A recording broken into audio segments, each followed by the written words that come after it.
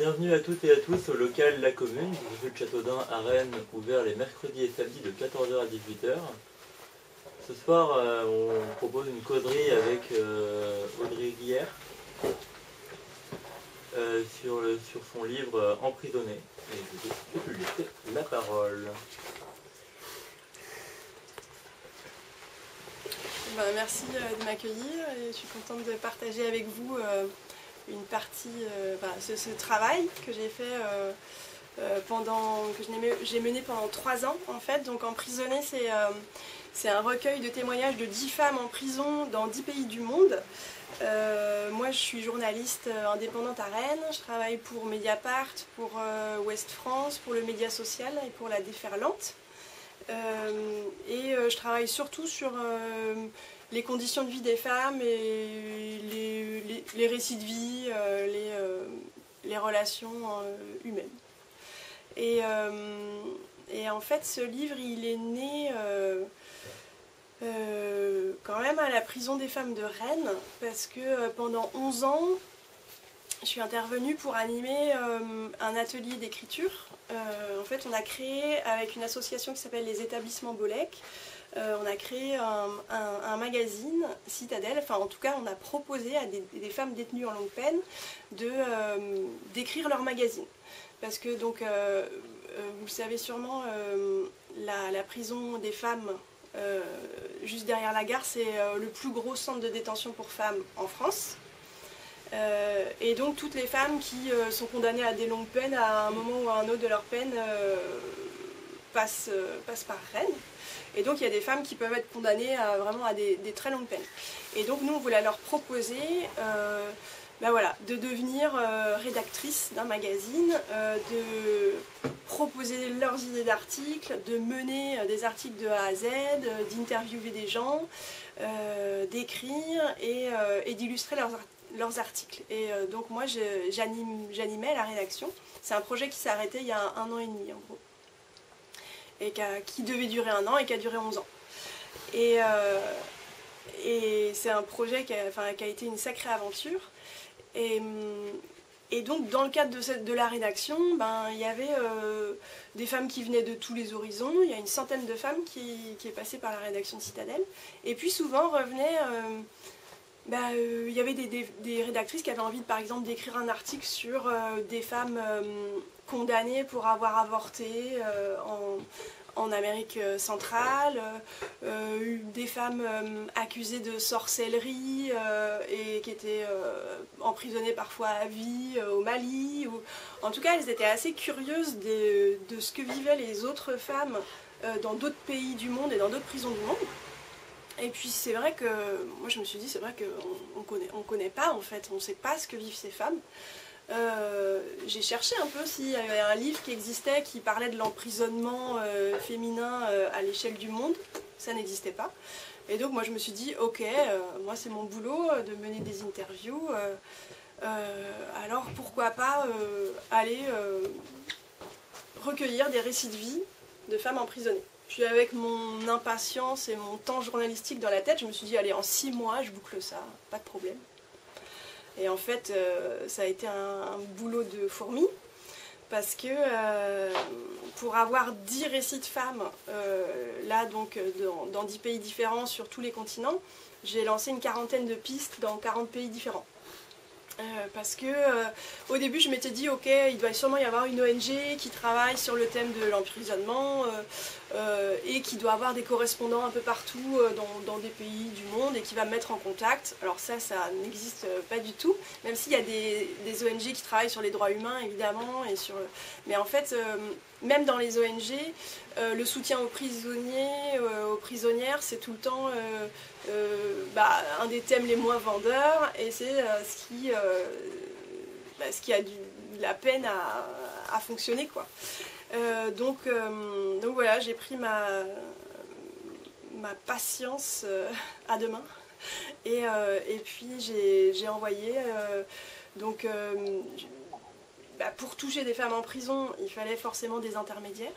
Donc j'ai contacté des avocates, des avocats, des assos de soutien aux détenus, mais dans des pays différents. Et puis dans les pays où j'ai pas eu le choix, parfois je me suis adressée directement à l'administration pénitentiaire. Évidemment, je n'ai pas privilégié cette voie-là parce que c'était pas celle qui garantissait un discours le plus libre possible. Mais parfois, comme au Japon, je n'ai pas eu le choix. Et au départ, j'avais aussi commencé une correspondance avec une détenue au Groenland. Et là, c'est pareil, j'avais pas eu le choix. Il y a eu tout un tas de questions de traduction qui se sont posées. Et c'est là qu'il y a une chaîne d'aide qui s'est montée autour de moi, d'amis qui ont pu traduire. Et puis aussi, c'est un livre très 21e siècle parce que j'ai utilisé des outils de traduction automatique type DeepL, alors pas pour traduire les récits mais pour envoyer des questions, pour faire des prises de contact. Et puis donc finalement je n'ai rencontré de visu que deux détenues, celle qui est détenue en France et celle qui est détenue celle qui a été détenue au Québec parce que j'ai habité un peu là-bas. Et aussi en fait pour rédiger chaque récit, il m'a fallu au moins 4 ou 5 échanges, parfois 10, avec chaque femme. Donc il ne s'agissait pas d'aller prendre l'avion 200 fois, de toute façon j'avais pas le budget ni l'envie.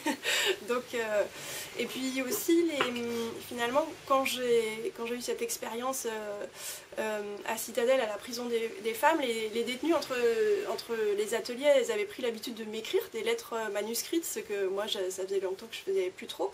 Et puis j'ai pris l'habitude aussi de leur répondre et je me suis dit c'est intéressant aussi ce temps long de la correspondance, pourquoi pas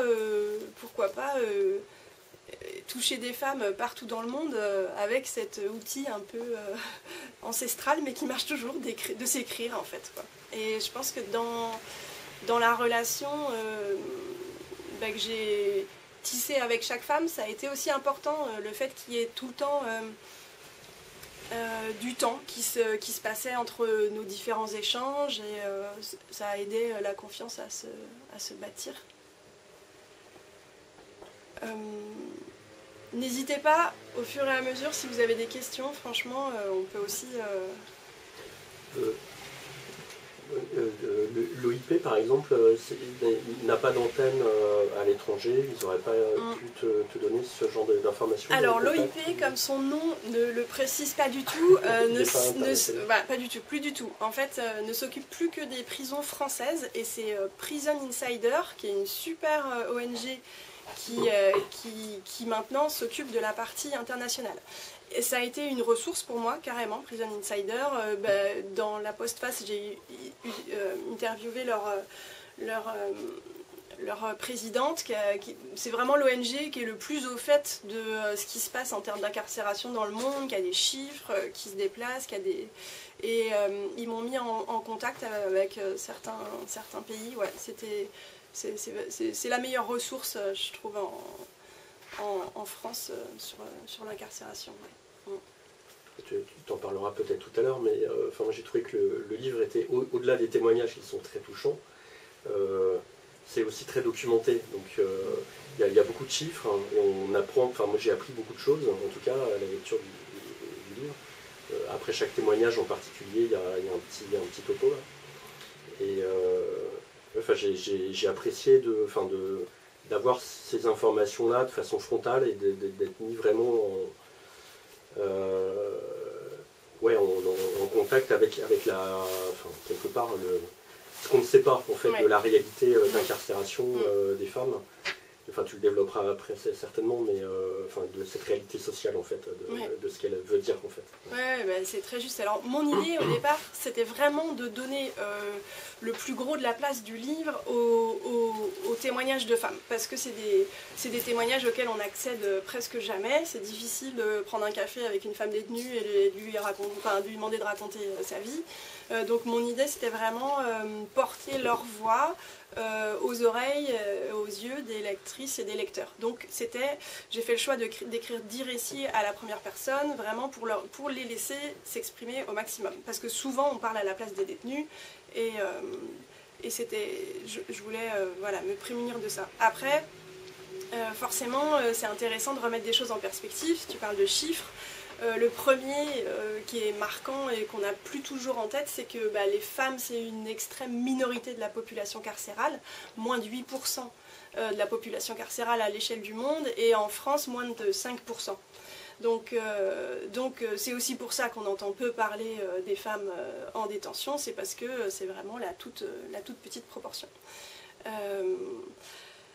Alors, l'autre chose qui est hyper marquante pour comprendre les parcours de vie des femmes incarcérées. Alors là, je parle à l'échelle du monde, je ne parle pas particulièrement de la France, mais c'est que quand on voit ce qui amène les femmes en prison à l'échelle du monde, c'est surtout des crimes et des délits de subsistance. C'est-à-dire qu'on voit bien, encore une fois, que la prison, c'est pas tant la stigmatisation de la violence ou de l'acte illégal, c'est d'abord la stigmatisation de la pauvreté. Souvent, les femmes accèdent moins au travail salarié, elles accèdent moins aux ressources financières, elles ont des règles du jeu économique qui ne sont pas vraiment dans leur faveur, donc elles trichent. Et c'est une des raisons aussi pour lesquelles, ça c'est un autre chiffre étonnant, c'est que depuis, alors justement je vais redire le chiffre pour ne pas dire de bêtises, depuis 2000, donc je vous ai dit que la proportion des femmes dans la population carcérale c'est vraiment une minorité, c'est toujours le cas, mais depuis 2000, le nombre des femmes en prison a augmenté de 60%, tandis que pendant la même période, le nombre des hommes en prison a augmenté de 22%. Donc, il y a deux choses qui expliquent ça. L'appauvrissement des femmes, parce que comme je vous le disais, elles ont moins accès au travail salarié, mais elles sont plus bouleversées par les changements familiaux de type de séparation, divorce, et donc on est dans une situation où les femmes s'appauvrissent. Et l'autre raison de cette augmentation de la proportion, c'est la lutte contre la drogue, qui est très très active dans certains pays. C'est-à-dire que les gouvernements décident de mener une lutte contre les drogues, mais ils n'arrivent pas à arrêter les hommes à la tête des trafics, donc ils arrêtent massivement les femmes mules qui transportent la drogue, qui sont vraiment la base la plus visible de ce commerce-là. Et ça, c'est les deux raisons qui font que la proportion des femmes en prison augmente beaucoup depuis 2000. Autre fait hyper marquant aussi quand on commence, parce que forcément moi je m'étais demandé au départ la question derrière ces récits, je m'étais dit est-ce qu'il y a quelque chose qui rassemble ces femmes en prison alors qu'elles sont en prison pour des raisons différentes, qu'elles sont dans des régimes politiques complètement différents, est-ce que quelque chose les rassemble? Parce qu'au départ, bon, évidemment, je ne vais pas vous l'apprendre que plus le régime est démocratique, pire sont les conditions de détention.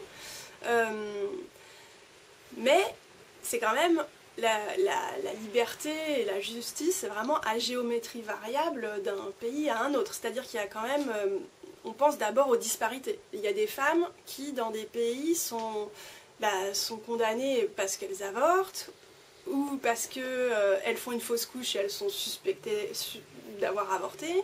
Elles peuvent être emprisonnées parce qu'elles conduisent une voiture, parce qu'elles portent un voile, parce qu'elles ont commis un adultère, alors que dans le même pays, les hommes ne sont pas condamnés pour adultère.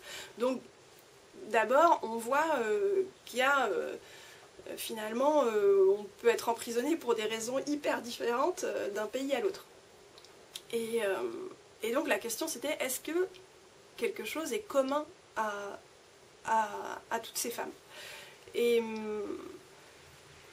je m'en doutais un peu en ayant côtoyé pendant 11 ans les femmes du centre pénitentiaire de Rennes.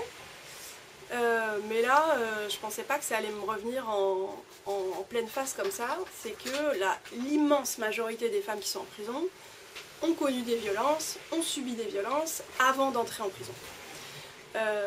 Des violences de type sexuel, de type physique, de type psychologique, souvent dans leur enfance ou de la part d'un conjoint. Et ça, c'est vraiment un dénominateur commun à plein d'histoires. Et alors, je dis pas que quand on a été victime de violence, on va en prison, c'est pas ça la logique, mais ce qui est sûr, c'est qu'il y a... le fait d'avoir subi des violences crée des vulnérabilités chez les femmes, de type économique, de type psychologique, parfois des addictions, et surtout une baisse d'estime d'elles-mêmes qui peuvent les conduire plus facilement à passer à des passages à l'acte illégaux, quoi. Et quand même, ça veut dire que la société, elle emprisonne des femmes qu'elle a échoué, qu'elle n'a pas réussi à protéger à des moments donnés. Et je pense qu'on pourrait dire exactement la même chose des détenus hommes. D'ailleurs, on sait aussi statistiquement que une grande majorité des hommes en prison ont aussi été victimes de violences. Donc ça, c'était vraiment quand même c'est une clé pour comprendre l'incarcération des femmes. Ça ne veut pas dire que... il y a toujours un passage à l'acte illégal, elles sont responsables de leurs actes, il n'y a pas de... Mais quand on voit les parcours de vie chaotiques qu'elles ont connus avant, c'est troublant. On se dit, ok, c'est en fait... qu'elles en soient là, c'est un échec de plein de choses avant, quoi. Est-ce que vous avez des questions ou est-ce que je vous lis des extraits?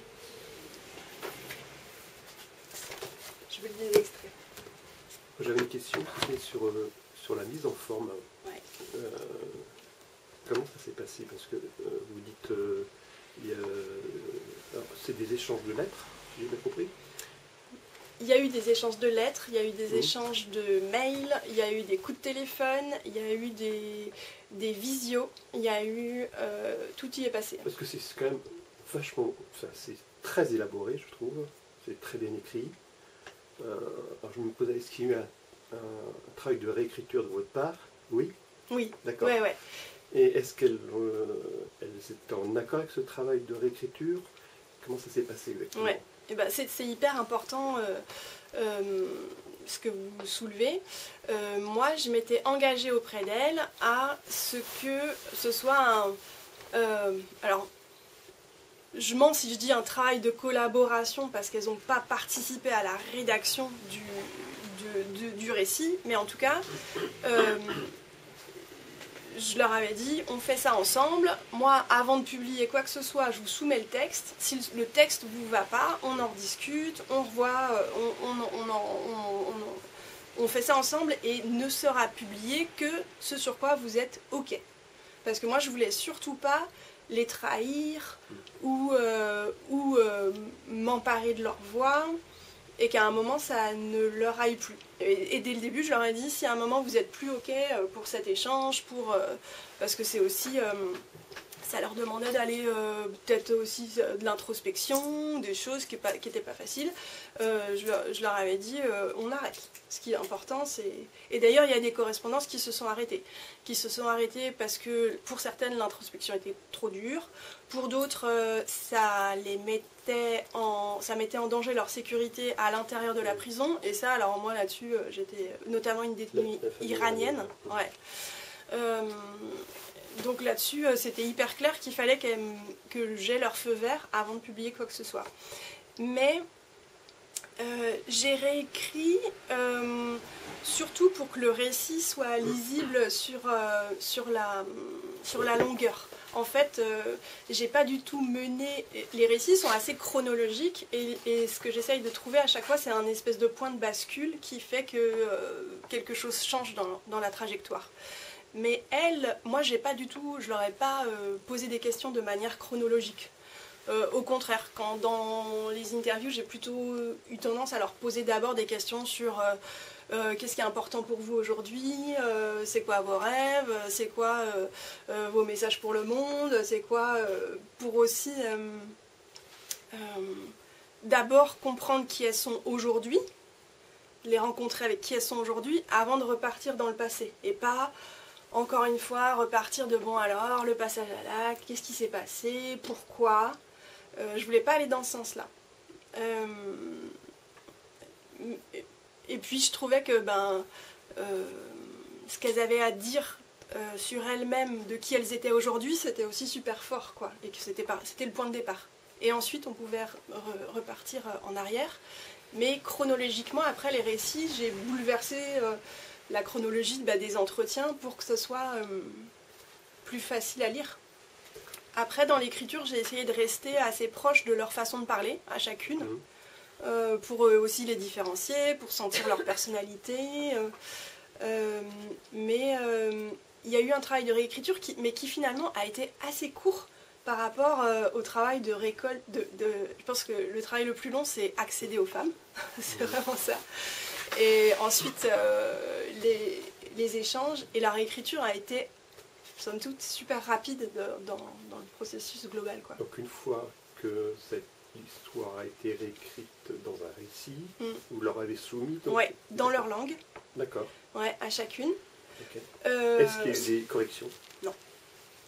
Moi, j'ai été très très étonnée de ça. Ah ouais. Pratique. Peut-être des fois une date. D'accord.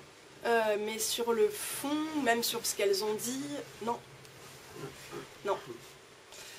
Et le retour qu'elles m'ont fait à ce moment-là, de la découverte de leur récit, c'était d'abord de l'étonnement que leur histoire puisse intéresser quelqu'un. Non, d'abord de l'étonnement de voir leur histoire mise tout bout à bout. Et ensuite de l'étonnement sur mais ça va intéresser personne. Encore dans cette histoire de j'ai pas de valeur, je ne vaux rien.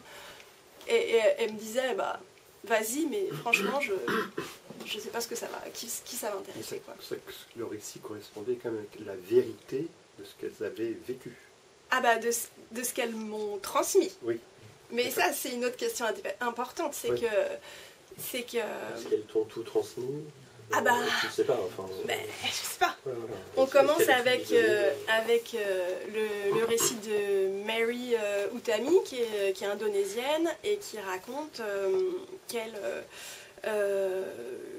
est partie en voyage avec son nouveau chéri, qu'il a dû rentrer plus tôt en Indonésie, et qu'il l'a laissé avec un sac au moment de passer à l'aéroport, vous me voyez venir, et que la doublure du sac a été ouverte par les douaniers et qu'il y avait une quantité phénoménale de cocaïne ou d'héroïne, je sais plus. Et elle dit, moi j'étais au courant de rien. Et alors, moi en réflexe journalistique, au début je me suis dit, mais comment je vais pouvoir vérifier? Parce que nous, on fait tout le temps du contradictoire. Donc si quelqu'un dit quelque chose, il faut qu'on vérifie, ou il faut qu'on donne la parole à la partie adverse. Mais là, je me suis dit, non, en fait,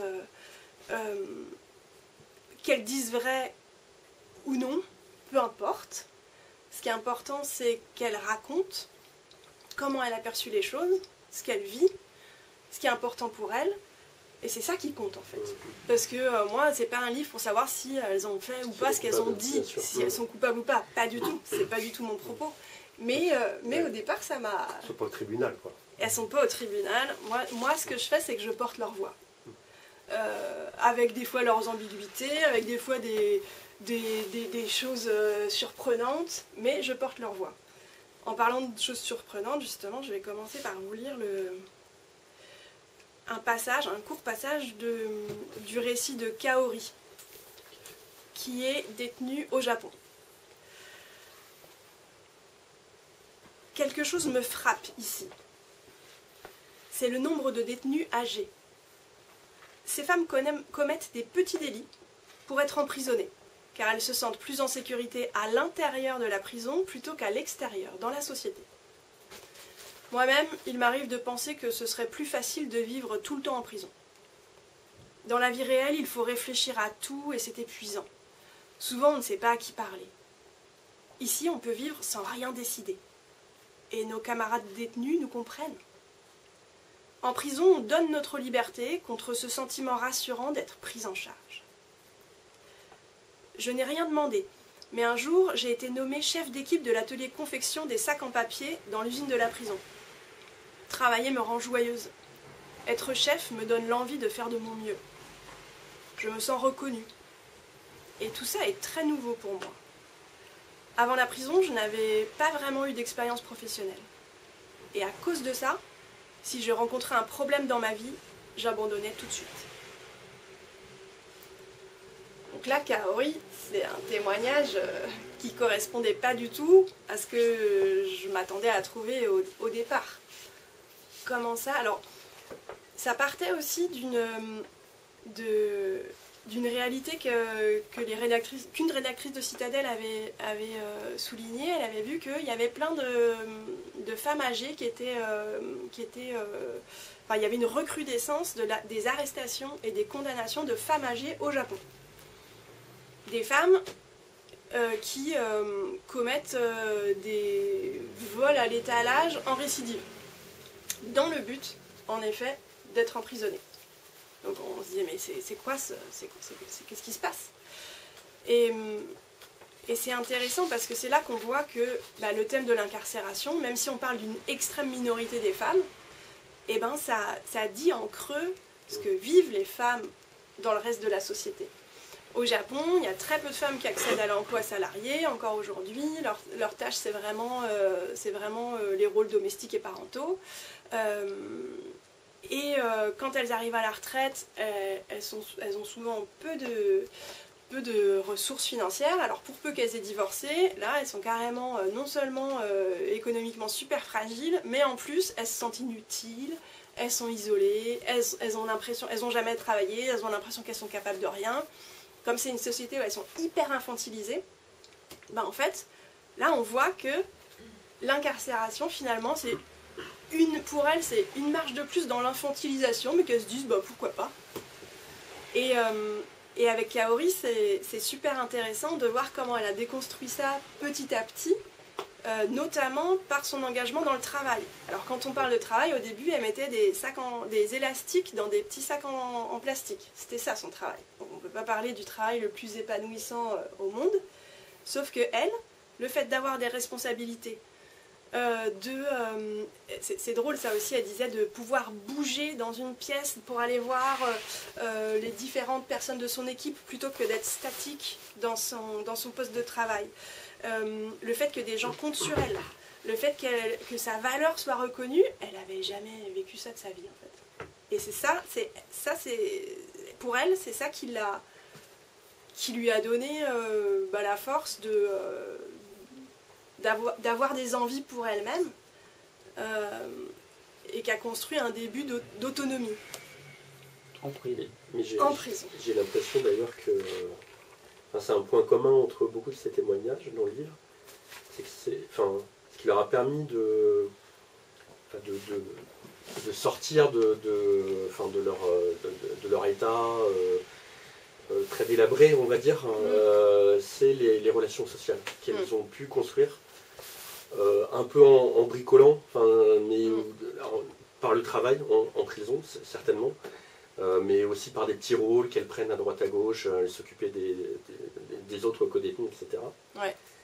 Et que c'est ces relations sociales-là qui leur permettent, avec l'effet de groupe, de se sentir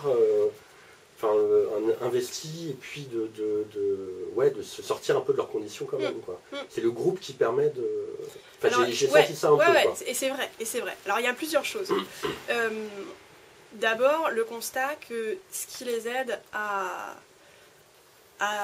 reprendre confiance en elles et à vouloir autre chose pour elles-mêmes, c'est, j'allais dire jamais, je veux dire rarement, non, je veux dire jamais, le système pénitentiaire. Jamais. Parce que ce qu'elle raconte, c'est que Donc là, comme je vous disais tout à l'heure, on parle de femmes qui ont déjà été humiliées, ont déjà été violentées, ont déjà été trahies dans leur passé. Et elles parlent du système carcéral comme quelque chose qui déshumanise, qui dépersonnalise, qui humilie, qui violente, une deuxième fois. Donc, clairement, c'est là qu'on voit que c'est pas ça qui aide. C'est pas ça qui aide, pourtant c'est quand même... Enfin, quasiment toutes les politiques de tous les pays sont basées sur cette solution carcérale qui, quand on la côtoie au quotidien, on se dit c'est pas efficace. Alors bien sûr, il y a des gens chouettes dans tous les pans de la société, y compris des gens qui travaillent en prison. Il y a des belles personnes, et c'est heureusement. Mais l'idée du système carcéral qui prive de liberté, mais surtout qui humilie et qui déshumanise, comment on peut penser que ça pourrait aider des gens qui ont déjà été très chahutés à se construire ou à se reconstruire? C'est impossible. Ce qui les aide à se reconstruire, ça va être, comme tu disais, des relations... En fait, c'est bêtement hyper simpliste, c'est tout ce qui leur fait penser et croire... Enfin, non, tout ce qui leur rappelle qu'elles ont de la valeur, malgré ce qu'elles ont commis.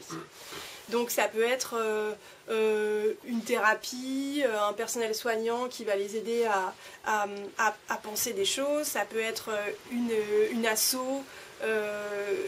qui va proposer un atelier artistique, ça peut être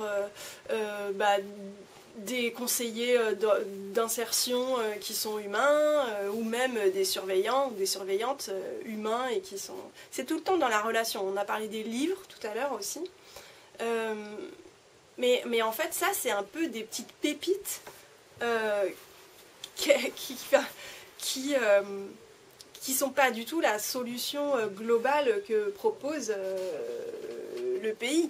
On est encore, alors là si on parle de la France, qui est loin d'être le pays dans lequel les conditions carcérales sont les pires, bien sûr, mais c'est quand même un pays, on est encore dans un système où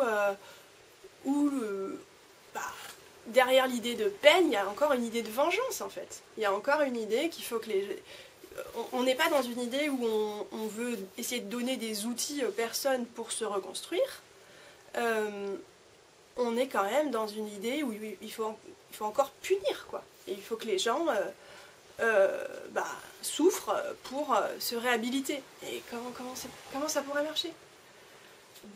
Alors, d'ailleurs, le travail en prison est moins rémunéré.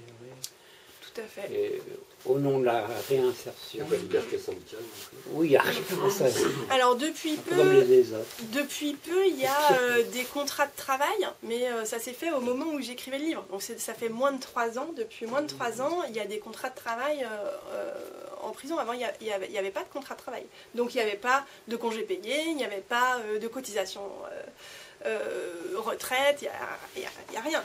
Et en effet, il y a une détenue qui avait envoyé au prud'homme son entreprise, enfin qui avait réussi par son avocat à prouver que le travail carcéral c'était, parce que c'est des boîtes extérieures en fait. Parfois. Ouais. Et là elle avait réussi à prouver qu'en fait c'était un abus de licenciement. Et du coup elle avait gagné au prud'homme. Ouais, bah oui, je pense que... qui était une première en fait. Ouais. Si on prend l'exemple du centre pénitentiaire des femmes de Rennes, en termes de travail, c'est souvent, la plupart des postes que les femmes peuvent avoir, c'est pour travailler aux cuisines, au jardin. Il y a aussi un atelier de confection textile. Elles vont par exemple coudre tous les uniformes des surveillants et surveillantes. Et les postes le mieux rémunérés, mais je sais pas, on serait peut-être à un plein temps à 400 € par mois, c'est un centre d'appel à l'intérieur de la prison. Ouais. Donc c'est de la sous-traitance. C'est par exemple un service client de je sais pas quelle boîte, parce qu'ils veulent pas dire quelle boîte, un client appelle et puis en fait c'est les détenus qui répondent. Ouais. Excuse-moi, c'est quelle prison celle-ci? À Rennes, le centre pénitentiaire des femmes de Rennes. Ouais. Mais après, je me rappelle qu'à Citadel, justement, elles avaient fait un gros dossier, les rédactrices, sur le travail en prison, et pourquoi on est payé si peu, et pourquoi... Et elles avaient interviewé le directeur du centre pénitentiaire de l'époque, qui expliquait que de toute façon, par rapport à l'opinion publique, comme elles sont déjà nourries, logées, l'opinion publique ne pourrait pas supporter qu'elles aient en plus un travail tout acquis avec un salaire comme tout le monde. Ça serait moralement insupportable. Sauf que ce qu'on constate, je ne sais pas trop si c'est le cas en France, mais en tout cas dans ton bouquin, il est question dans d'autres pays du fait que si tu gagnes pas d'argent d'une façon ou d'une autre, en prison tu ne vis pas, tu n'as pas de quoi manger. Tout à fait. Par exemple. Tout à fait. Alors en France c'est moins vrai, même si, encore, je parle de l'exemple que je connais bien à Rennes, si on est en prison 10 ans et qu'on veut parfois se cuisiner une omelette, ou si on veut s'acheter du papier toilette, du dentifrice, du gel douche, des chaussures, ça il faut de l'argent pour ça. Donc il faut... alors il y a des femmes qui reçoivent de l'argent de leur famille, mais comme pour les femmes, à Rennes notamment, elles sont souvent là pour des crimes intrafamiliaux, souvent elles ont coupé les ponts avec la famille, donc il y en a pas mal qui ne reçoivent pas du tout d'argent de l'extérieur. Elles sont aussi censées mettre de côté de l'argent pour leur sortie. Donc l'administration prélève ce qu'ils appellent le pécule sur ce qu'elles gagnent pour leur sortie. Et puis aussi, elles doivent rembourser les parties civiles. Elles doivent rembourser les victimes ou les familles des victimes. Et des fois, ça peut être 200 000 €. Donc c'est sûr que vivre en prison sans gagner d'argent, c'est pas simple. C'est pas simple du tout. Et alors, dans d'autres pays, notamment, donc c'est Barbara qui est incarcérée au Brésil, qui raconte que là, donc au Brésil, on est vraiment dans une situation où il y a une incarcération de masse des femmes mules qui participent à des trafics de drogue, mais aussi un système hyper raciste. Je vais vous lire un extrait, elle explique ça super bien, dans la façon dont les gens sont arrêtés, même par rapport au trafic de drogue. Et donc elle explique que comme ce sont déjà des femmes très pauvres qui sont incarcérées, que le Brésil c'est super grand et que leurs familles vont pas se déplacer pour leur apporter de l'argent, et il y en a pas mal qui se prostituent du coup en détention pour gagner de quoi manger ou de quoi faire venir leurs enfants en parloir, quoi. Payer un bus pour faire venir les enfants en parloir. Et les clients du coup c'est les gardiens? Oui. Oui, ce sont les gardiens. Et pendant le Covid, ça a été aussi une grosse... les prisons ont dû se réorganiser complètement parce que, en fait, ils se sont rendus compte que il y avait dans énormément de pays, les détenus mangent grâce à ce que leur apportent les familles. C'est pas la nourriture qu'on leur fournit en prison qui permet de faire 3 repas par jour. Et pendant le Covid, les familles ne pouvaient plus apporter de nourriture, et là ça devenait vraiment... ils se sont mis à refaire plus de repas, de meilleure qualité, parce que les prisons fonctionnaient en vase clos. Je vous lis un extrait de Barbara. Quelle page? 135.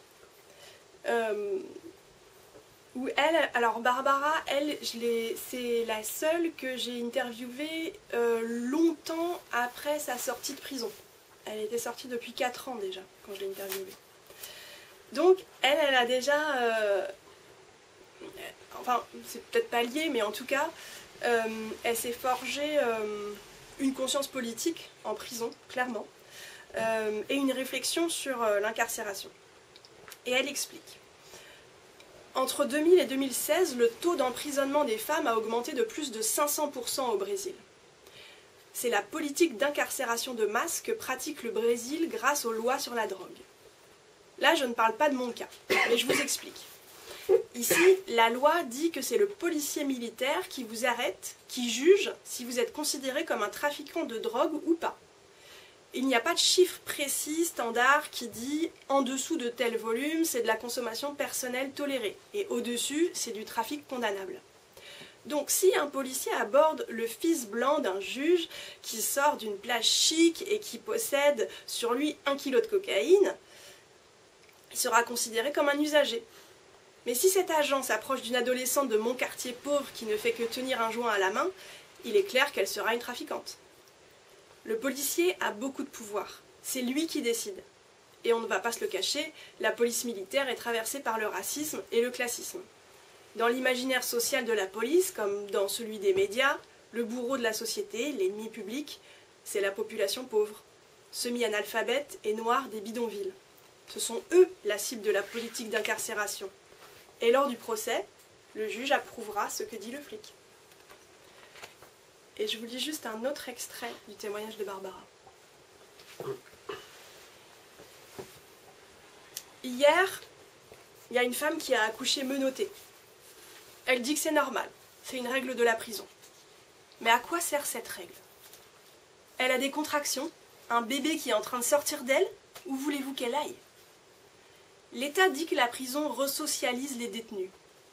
Mais qui resocialise une personne qui n'a jamais été considérée comme un citoyen, car elle est pauvre, noire, peu éduquée? L'incarcération la déshumanise encore plus. Il existe d'autres moyens que l'emprisonnement pour résoudre les problèmes, il faut en discuter. Tant que les gens au pouvoir ne réaliseront pas que l'origine des incarcérations c'est surtout des problèmes sociaux, nous n'avancerons pas. Toutes les personnes que je connais qui sont sorties de prison et ont emprunté une nouvelle voie, plus belle, l'ont fait grâce à un réseau de gens. De la famille, des amis, des travailleurs sociaux, des associations, des ONG. Ce dont les gens ont besoin, c'est d'écoute, d'opportunité, de confiance, de seconde chance. Pas qu'on les regarde avec dégoût.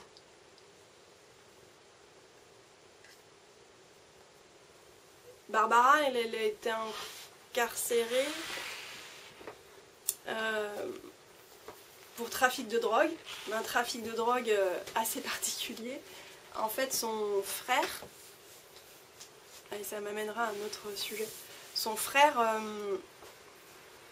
était membre d'un gang au Brésil, et il a participé à pas mal d'affaires délictueuses de trafic. Il a été incarcéré dans une prison très dure au Brésil, où en plus il y avait des membres du gang adverse dans le personnel pénitentiaire. Donc il était vraiment très fragilisé. Et il lui fallait un avocat pour se sortir de là, ou pour du moins peut-être raccourcir la peine, pour qu'il tienne le coup.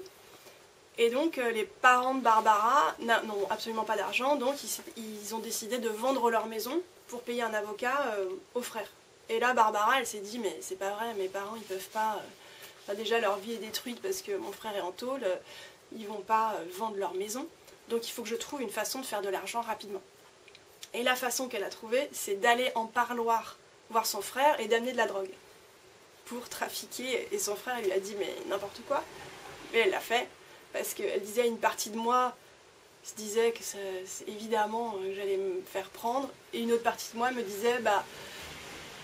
je veux que ma vie change et puis je veux essayer de sortir de là. Et c'est comme ça qu'elle a été prise. Mais elle, en détention, clairement, elle a commencé justement, et c'est le cas de plusieurs femmes, à réfléchir. Elle a commencé à réfléchir.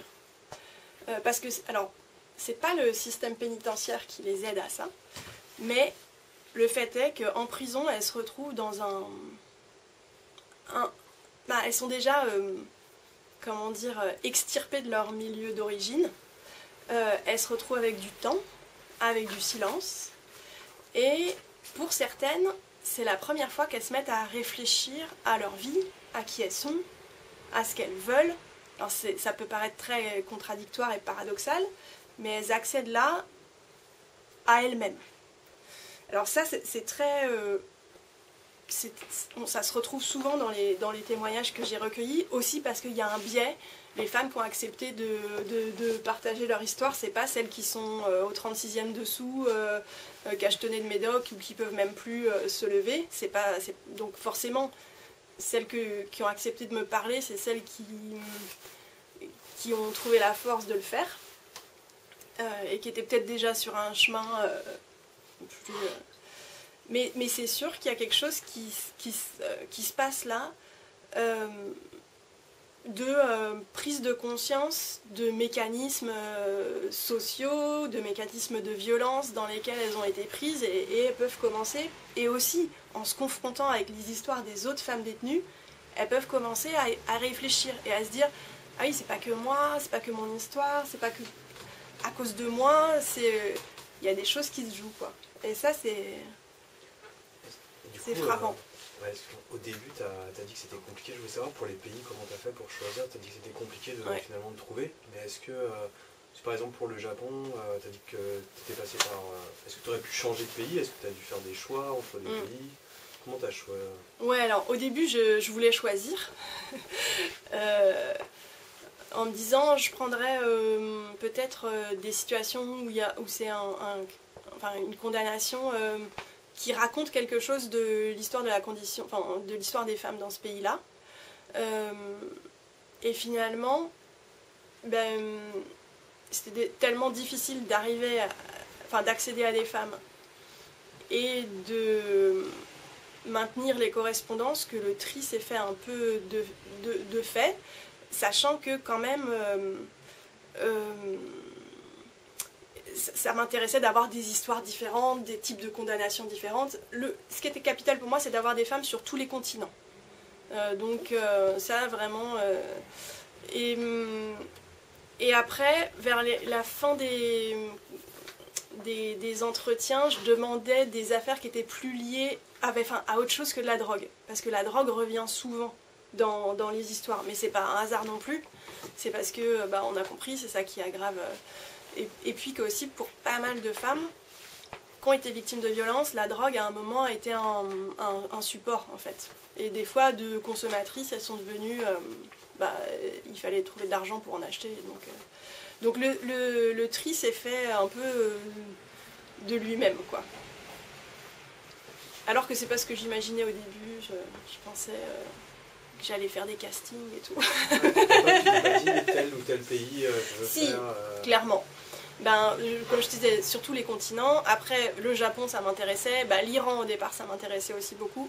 Il y a une détenue syrienne qui et c'est pas le... c'est un témoignage très, très, très fort. Le plus fort, je trouve. Ouais. Il est à part, celui-là. Il est à part. Il est tout à fait à part, puisque là, l'oppresseur, c'est le régime. Elle, pour le coup, Enam, elle a été incarcérée vraiment pour aucune raison valable, de manière arbitraire, sans procès. C'est un témoignage très dur. Et puis elle subit de la torture aussi. Et voilà. Elle subit de la torture. Ouais. Et il y a des choses que moi j'ai retenues qu'elle m'a racontées, parce que je pense que c'était pas la peine d'aller jusque-là. Et elle aussi, il y a des choses qu'elle a retenues et qu'elle ne m'a pas racontées. Donc on est vraiment en deçà, en plus de ce qu'elle a vécu. Ouais. Mais il y a des moments où c'est... moi, je me suis vachement questionnée. Est-ce que ça sert de raconter tout? Des fois, non. Je pense que déjà, on comprend bien ce qui se passe, quoi. Mais ça, c'est... donc oui, ça m'intéressait aussi d'avoir des détenus de type politique, des détenus de type arbitraire. Au départ, j'étais sûre que j'aurais une détenue américaine, parce que c'est un des pays qui incarcère le plus au monde, avec la Chine. Et en fait, c'était hyper compliqué. J'ai dû lancer presque 8 débuts de correspondance, et je ne sais pas pourquoi. Ça ne marchait pas. Ça ne marchait pas. Donc finalement, j'ai une détenue canadienne, qui est... je pense une situation très très différente de... Et puis je voulais aussi absolument avoir une femme qui a été en prison parce qu'elle a avorté. Donc j'ai essayé au Salvador, au Chili. Et puis c'est pareil, là c'était des pays où c'était compliqué parce que les femmes n'avaient pas les moyens d'accéder à Internet ou même au téléphone. Et c'était super dur de mener des échanges en fait. J'ai essayé plein de choses, mais... Quand vous dites ça ne marchait pas avec les prisonnières américaines... Ouais. Oui, c'est un peu vague ce que je dis. Oui, ça veut dire quoi exactement? Ouais, il y a eu plein de... Vous aviez des attentes particulières? Non, en fait, c'est que juste, je suis passée par... Parce que pour le coup, comme il y a beaucoup de détenus aux États-Unis, il y a beaucoup d'associations de soutien aux détenus. Et donc, peut-être j'ai dû commencer 4 correspondances, mais il y en a une. Alors, c'était une gourou d'une secte. Et alors, elle m'a dit que finalement, elle ne sentait pas nos échanges d'un point de vue énergétique. Okay. Je me suis dit peut-être c'était mieux comme ça après. Après j'avais une femme qui avait fait une énorme arnaque financière et puis je sais pas, elle m'avait l'air un peu dans le déni, en tout cas pas prête de raconter, donc elle me disait oui on se parle demain, et puis en fait on ne s'est jamais parlé. Et puis d'autres où on me disait ok vous pouvez contacter tel détenu, parce qu'aux États-Unis il y a un truc aussi drôle, c'est qu'il y a des espèces de sites internet où c'est comme des petites annonces de femmes détenues avec leur numéro d'écrou, l'adresse où on peut leur écrire, et il faut payer. C'est comme quand on était gamin et qu'on achetait pour avoir un correspondant à l'autre bout du monde, et ben on achetait des listes. Et ben là c'est un peu pareil, on achète des listes pour pouvoir correspondre avec des femmes détenues, qui du coup c'est des sites un peu bizarres où les femmes se mettent très en valeur dans un certain type de mise en valeur. Et donc j'ai même essayé des trucs comme ça, puis ça n'a pas non plus marché. Après voilà, c'est aussi au départ peut-être on a une vision un petit peu figée ou théorique de comment on va faire ses choix, comment on va mener, et puis après les choses se font d'une autre manière aussi. Je vous parlais de la détenue québécoise. Est-ce que j'ai les temps de lire? Ouais. On n'a pas de contrainte. Alors Louise, c'est une des détenues les plus âgées, je pense, que j'ai interviewée. Et elle est très... Je sais pas si je vais prendre son... C'est une femme qui est très... qui a beaucoup de gouaille, C'est une arnaqueuse, ça se sent. Ouais. Elle a de la gueule. C'est une arnaqueuse, mais... Bah tiens, je vous lis juste le début quand elle se présente. Je suis comptable indépendante. Je fais de l'argent. Je me promène en Audi. J'accumule les points sur mes cartes de fidélité de compagnie aérienne. J'ai des milliers de dollars et des meubles d'antiquaire. Quand j'imagine ma vieillesse, je me vois en retraite à 55 ans, avec un demi-million par an. J'ai rencontré un homme qui voit cette fin de vie comme moi, passer les hivers dans le sud et se la couler douce. Je suis une femme de 5 pieds 8 pouces, aux cheveux roux, d'apparence agréable. Mon poids, je le dis pas, hein, mais il est proportionnel à ma taille. J'aime porter des vêtements dans la catégorie mou, pas trop serré. Et en prison, j'ai pas été trop dépaysée, car le style c'est plutôt jogging et t-shirt. J'ai 60 ans. Je suis une femme de tête indépendante, qui sait ce qu'elle veut, et surtout ce qu'elle veut pas. J'ai une voix qui porte. J'ai passé plus de 3 ans en prison, dont 1 an à la prison Leclerc, près de Montréal.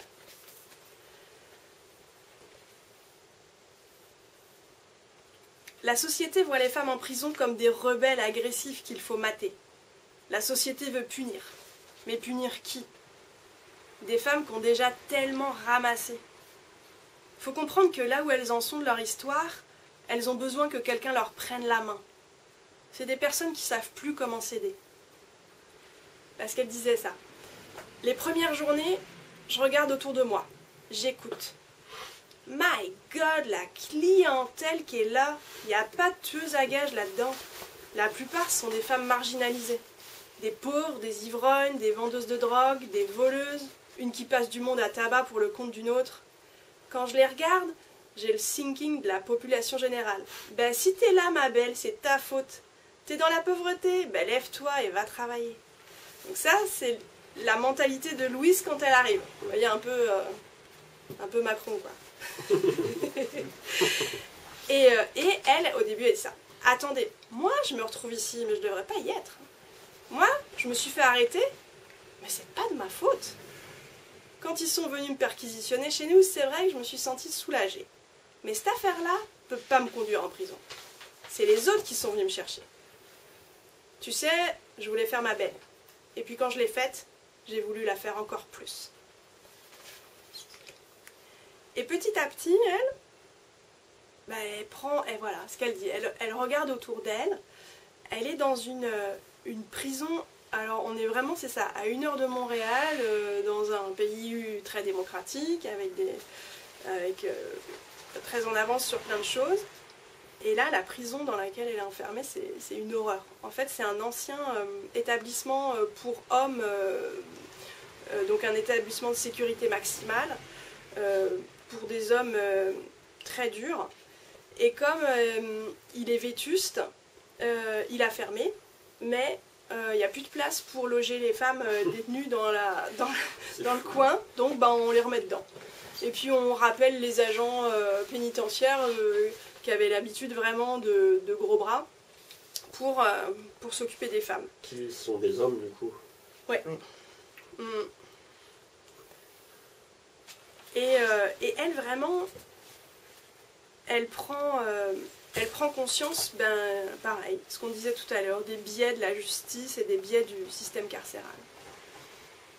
Les femmes en prison, c'est tabou. Des filles de mauvaise vie. On est censé être l'exemple, être pur. Alors quand on est condamné, on devient des déchets de la société. D'ailleurs, tu vois jamais un homme qui va marier une femme en prison, ou même tout simplement qui l'attend jusqu'à sa sortie. Tu vois jamais ça. Alors que nous autres, les femmes, on fait tout ça pour les hommes en prison. Tu luttes pour tenir. Ce type de prison, ça ne te permet pas de réintégrer la société en ayant réglé ton problème. Au contraire, ça augmente ta fragilité. Tu tombes encore plus dans la déchéance. Un des trucs qu'elle souligne, la Louise, c'est le fait que les femmes en prison reçoivent beaucoup moins d'aide et de soutien de leur entourage. Ça, autant un homme en prison, il va pouvoir bénéficier de tout un réseau autour de lui qui vient le visiter en parloir, qui garde ses enfants, qui apporte de la nourriture, qui écrit. Autant les femmes, ça se passe pas du tout comme ça. D'abord parce que on est encore dans une société où la charge des relations familiales, elle est encore dévolue aux femmes, en majorité. Ce qui fait que quand c'était plutôt elles les ciments de la famille, ou c'était plutôt elles qui s'occupaient des relations familiales, donc quand elles sont en prison, il n'y a plus personne qui le fait.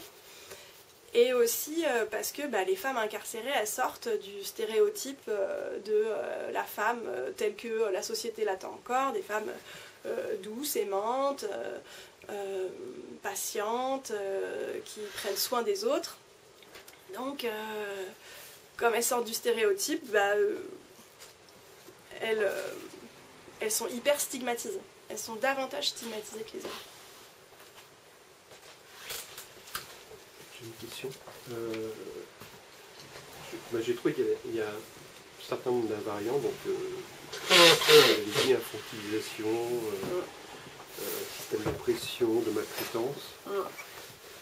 Notre invariant, c'est effectivement la recherche de soi aussi, mais il y a un truc aussi qui apparaît, c'est le vide existentiel, la confrontation au temps, l'ennui, qui revient souvent. Oui. Ma question, ce serait, qu'est-ce qui pourrait... parce qu'on voit bien à un moment donné aussi, elles sont parfois heureuses, mais quand elles prennent des tout petits plaisirs, je me souviens à un moment donné, elles se retrouvent dans une... je ne sais pas si c'est pas elles, au Canada, elles se retrouvent le samedi soir, tous ensemble dans une même cellule. Ouais. Et là, on sent qu'il y a un plaisir incroyable. Qu'est-ce qui pourrait rendre justement les conditions carcérales plus humaines, quoi, tout simplement, d'après vous? Alors, il y a plusieurs pistes.